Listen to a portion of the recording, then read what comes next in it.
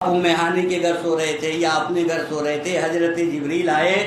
اور آپ کو اٹھایا اور کہاں لے کر کے آئے؟ کعبۃ اللہ کے پاس، بیت حرام کے پاس لے کر کے آئے۔ وہاں کیا واقعہ ہوا؟ حضرت جبریل علیہ السلام نے آپ کے سینے کو چاک کیا،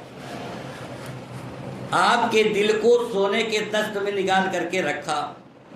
زمزم کے پانی سے دھویا، ایمان و حکمت سے بھر کر کے پھر جہاں تھا دل وہیں رکھ کر کے سمیٹ دیا۔ حضرت عبداللہ ابن مسعود رضی اللہ تعالیٰ عنہ کا چشمدید روایت ہے، گواہ ہے،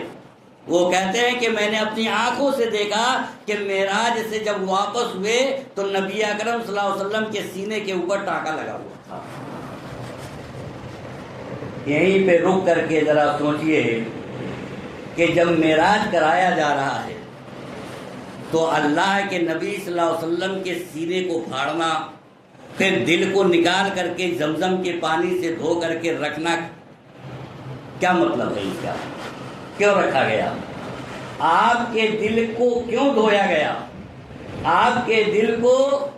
زمزم کے پانی سے دھو کر کے پھر کیوں رکھا گیا؟ نوٹ کر لیجئے کہ اللہ کے نبی اب ایک ایسے دربار میں جا رہے ہیں جہاں انوار و تجلیات سامنے آنا ہے، اللہ کی تجلی اور اللہ کے انوار آپ کے سامنے آنا ہے، تو اللہ کے انوار، اللہ کی تجلیات کو برداشت کرنے کی جس قوت اور طاقت کی ضرورت تھی، وہ طاقت اور قوت دل کے اندر ہونا چاہیے تاکہ اس انوار کو، اس تجلیات کو آپ برداشت کر سکے۔ یا یہ کہ کہہ لیجئے کہ اللہ کے دربار میں اب حاضر ہونا ہے۔ اب اللہ کے دربار میں حاضر ہونے کے لیے، اللہ کے سامنے جانے کے لیے جن چیزوں کی، جو چیزیں لائق نہیں ہیں یا جو چیزیں اللہ کے سامنے حاضر ہونے کے شایان شان نہیں ہیں، لہذا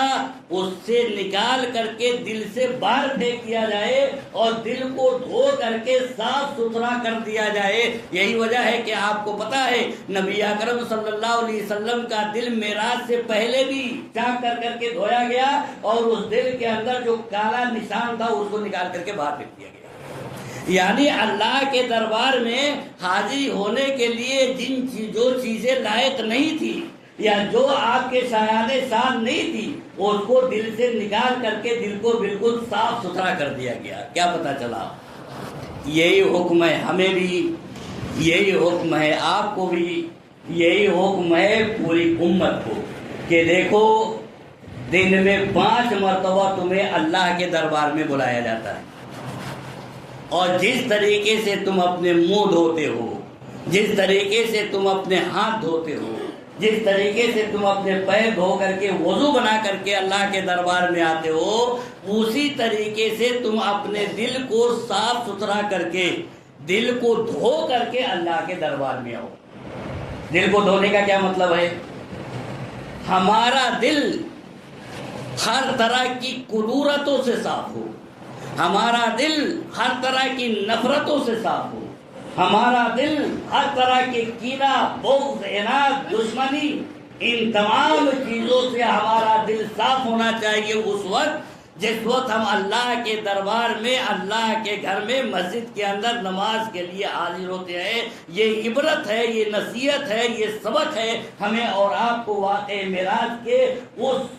جملے سے کہ نبی اکرم صلی اللہ علیہ وسلم کا سینہ چاک کیا گیا اور اس کو دھو کر کے رکھا گیا۔ لیکن ایسا نہیں ہے، ہم وضو تو بنا لیتے ہیں، ہاتھ پیر منہ کو دھو کر کے وضو تو بنا لیا، لیکن دل کے اندر اگر دیکھا جائے تو کتنی قدورتیں ہیں، غیبتیں ہو رہی ہیں، ایک دوسرے سے نفرتیں ہیں۔ عام طور پر آپ دیکھیں گے کہ ایک مسلمان دوسرے مسلمان کا اس وقت دشمن بنا ہوا ہے، ایک مسلمان دوسرے مسلمان سے اختلاف کیے ہوا ہے،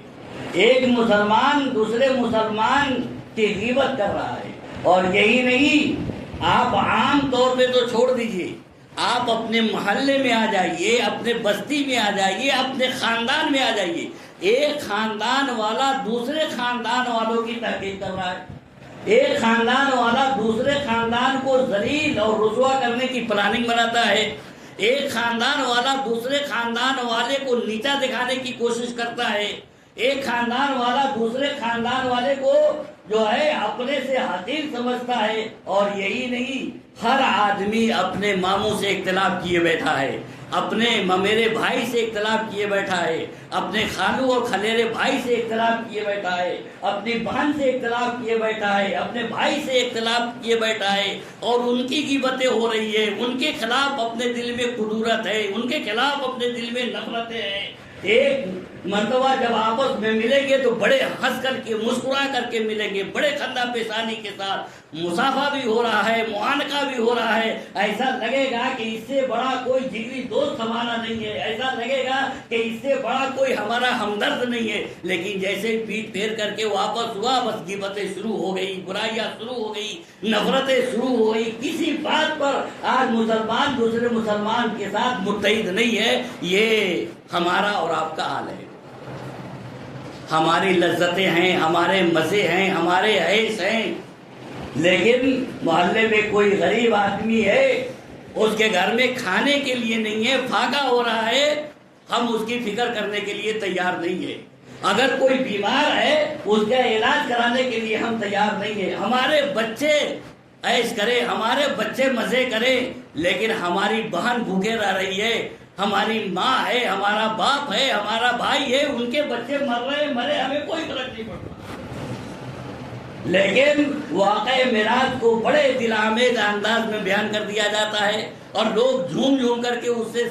جو ہے سنتے ہیں۔ اس سے عبرت و نصیحت کیا ملتی ہے کہ جس طریقے سے اللہ کے دربار میں حاضر ہونا تھا نبی کائنات جناب محمد رسول اللہ صلی اللہ علیہ وسلم کو، اور جو چیز حاضری کے سایہ ساتھ نہیں تھی، جو چیز حاضری کے لائق نہیں تھی، اس کو دل کے سے نکال کر کے پھینک دیا گیا، اور پھر زمزم کے پانی سے دھو کر کے وہاں ایمان و حکمت بھر کر کے رکھا گیا۔ اسی طریقے سے ہم معاشرے کے اندر رہتے ہوئے اگر ہم دن میں 5 مرتبہ مسجد میں آتے ہیں، بلایا جاتا ہے، تو ہمارا دل ہر طرح کی نفرتوں سے، ہر طرح کی کدورتوں سے، ہر طرح کی عداوتوں سے پاک و صاف ہونا چاہیے، اور جس طریقے سے ہم وضو بناتے ہیں اسی طریقے سے اپنے دل کو صاف ہو کر کے مسجد کے اندر آئیں۔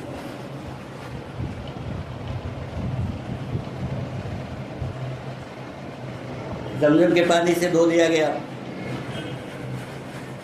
دل کو صاف کر دیا گیا، اس سے عبرت اور نصیحت ہمیں اور آپ کو کیا ملی وہ میں نے آپ کے سامنے رکھ دیا۔ اس کے بعد حضرت جبریل علیہ السلام